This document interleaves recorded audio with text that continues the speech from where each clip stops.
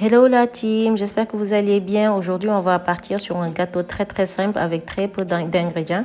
Donc, n'hésitez pas à vous abonner. Wow, vous l'avez fait abonner. Et puis voilà, on aura juste besoin de 2 bananes très mûres. Voilà, donc, vous avez mes bananes, il ne faut pas les jeter.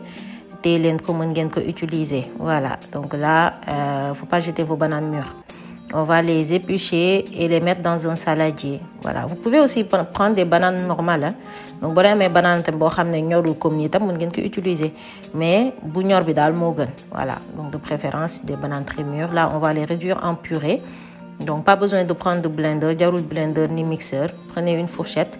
Jusqu'à ce que ça se réduise en purée comme ça. Voilà. Et là, je vais rajouter 2 œufs. Voilà, donc ñaari banane ñaari nen, ñetti banane ñetti nen. Donc selon le nombre de bananes, vous mettez le même nombre d'œufs. Voilà, donc là on va bien mélanger, mixer le tout. Et puis après on va venir rajouter de la compote de pommes. Voilà, mais avant ça franchement, mélangez bien.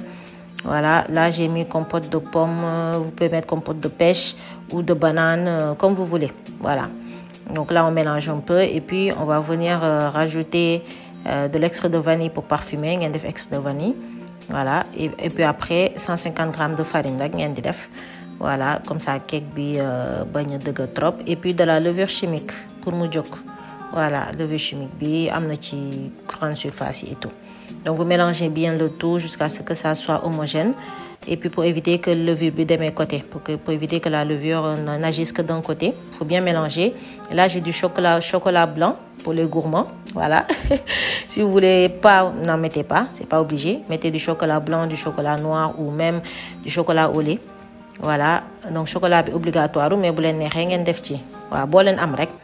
Mais non, on rajoute dans le mélange et puis on va venir encore touiller à nouveau. Voilà, mélangez bien. Et puis là, j'ai mon moule qui va au four. Mais pour faciliter après le démoulage, je vais mettre du papier cuisson. Papier cuisson, peut-être de coller. Donc moi, je préfère que de farine avec beurre au fond. Mais si vous n'avez pas de papier cuisson, mettez un peu de beurre et saupoudrez avec un peu de farine pour éviter que ça colle à la fin.